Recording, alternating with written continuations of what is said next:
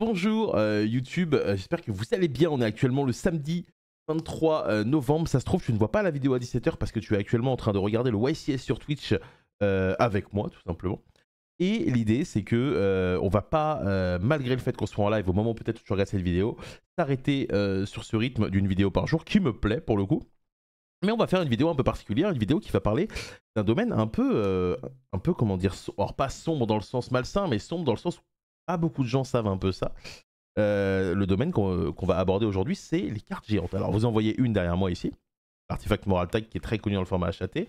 Mais l'idée, c'est que les cartes géantes, il y a beaucoup de gens qui ne savent pas trop ce que ça vaut pas vraiment, comment on les a. Enfin, c'est vrai que c'est quelque chose qui est un peu obscur. Et donc, je voulais aborder ça avec vous et, et en parler le temps d'une petite pause dans votre quotidien. Du coup, pensez à vous abonner comme d'habitude. Et si jamais vous voulez regarder les phases finales de l'YCS, demain dès 9 h, on sera en live. Hein, donc voilà, n'hésitez pas. Et peut-être même qu'au moment où tu restes cette vidéo, on est en live. Allez, on est parti.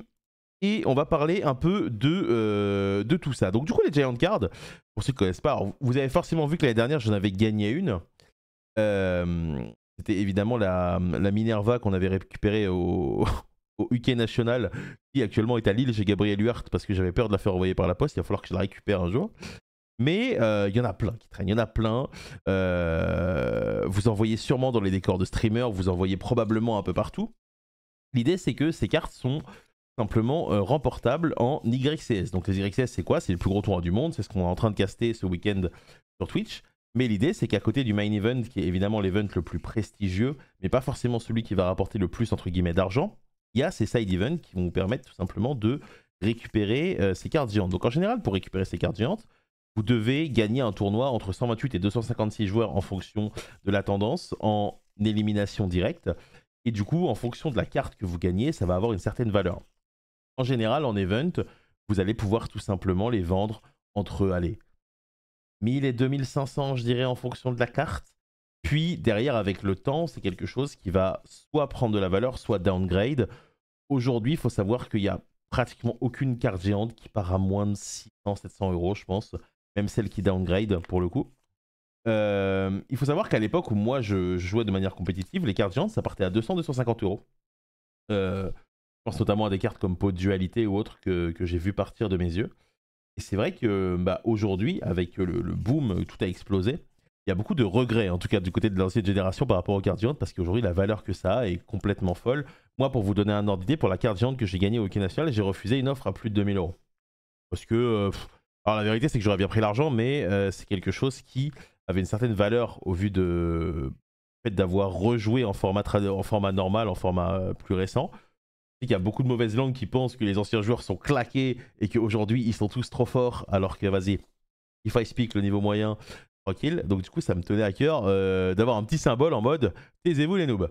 Voilà, vous avez les trophées, vous n'avez pas les trophées, vous n'avez pas la fierté non plus. Donc voilà. Du coup, je voulais vous montrer un peu comment ça évolue. Et du coup, il y a une boutique qui est extrêmement connue en Europe qui s'appelle Alibaba, qui récupère et rachète les cartes géantes dans tous les events, puisque l'idée, c'est que la majorité des cartes géantes ont un seul print, en tout cas dans l'extension présentée. Vous allez pouvoir retrouver certaines cartes populaires dans plusieurs prints différents, mais globalement, l'idée, c'est que eux, ils rachètent tout. Et donc, en fait, leur plan, c'est de les revendre à des prix assez mirobolants. Donc, on va commencer par les pièges. Vous voyez, au niveau des prix, je vais bouger ici la DAC, qui évidemment est notre partenaire. Donc n'hésitez pas à aller checker un peu le site internet. Il y a des réductions, notamment si vous voulez prendre des boîtes de la nouvelle extension, avec le code VINSHS5. Typiquement, voilà, là vous voyez, un jugement solennel dans une version. Alors c'est quoi? La version SESL, donc je crois que c'était une Ultra. Eux, ils la vendent 20 000 euros. Voilà, c'est pour vous dire un ordre d'idée à quel point c'est parti en couille. Dimensional barrière 10 000 euros. Et donc en gros, l'idée, c'est qu'en fonction de la popularité de la carte, ça va tout simplement changer. Big Welcome Labyrinth 7 000 euros, Dark Renewal 5 000 euros. Voilà, typiquement là on a un bon exemple de carte à chier, carte quand même un peu méta, carte un peu méta et carte iconique du jeu. Donc voilà, ça c'est un peu l'idée au niveau des cartes géantes. Et donc moi ce que je voulais faire, je voulais vous montrer, c'était un peu les prix auxquels ils s'amusaient à vendre ça, parce que moi je trouve ça assez marrant en termes de popcorn, c'est une vidéo assez rigolote. Typiquement là on a un cercle d'oricalque ici qui en Mama est à 20 000 euros sur le site. Alors, je sais pas exactement s'ils ont beaucoup d'acheteurs. C'est quand même des prix qui sont Enfin, c'est le prix d'une belle voiture, quoi. Donc, je sais pas trop. Voilà, ils ont un Lightning Storm ici magnifique à 16K. Une Mystic Mine. Alors, évidemment, déjà, quand on achète Mystic Mine, la vraie carte, on a une sacrée gueule. Alors, si on achète celle-là, c'est bizarre, quoi. C'est-à-dire que quand tu achètes ça dans ta maison, inutile de te demander un peu quels sont tes goûts dans la vie, quoi. C'est voilà.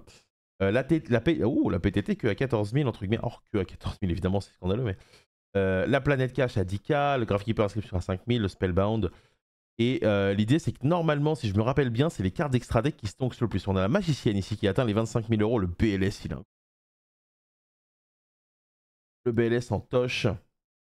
H Blossom, HP 20 000 euros. Alors, si vous achetez HP à 20 000 euros, posez-vous des bonnes questions. Hein. C'est-à-dire que, ouais, posez-vous des bonnes questions. Peut-être que vous êtes ce joueur qui était heureux de voir des Dragon Maid dans l'extension. Enfin, dans la Bonanza, quoi. Magician Soul, Ghost Bell 20K, Ghost Ogre. Donc voilà, donc l'idée c'est que moi, le principe de cette vidéo, alors c'est pas de vous vendre du rêve, hein, parce que si vous gagnez une carte géante, vous les vendrez probablement pas à ces prix. Eux, ils sont capables d'attendre des années et des années avant de les vendre. Mais c'est pour vous dire que les side events en YCS pardon, sont très très cool. Et du coup, ça peut valoir le coup de potentiellement tenter votre chance parce que, bah, évidemment, que les premiers side events, la plupart des très très très bons joueurs sont encore dans le main event. Les side events du jour 2, bah, il peut y avoir quand même des très bons joueurs pour qui c'est mal passé. Mais globalement, c'est un objectif qui est très très louable. Et l'idée, c'est que si vous remportez une carte géante, vous allez gagner plus qu'un joueur qui fait quoi, top 4, je pense, sur le main event.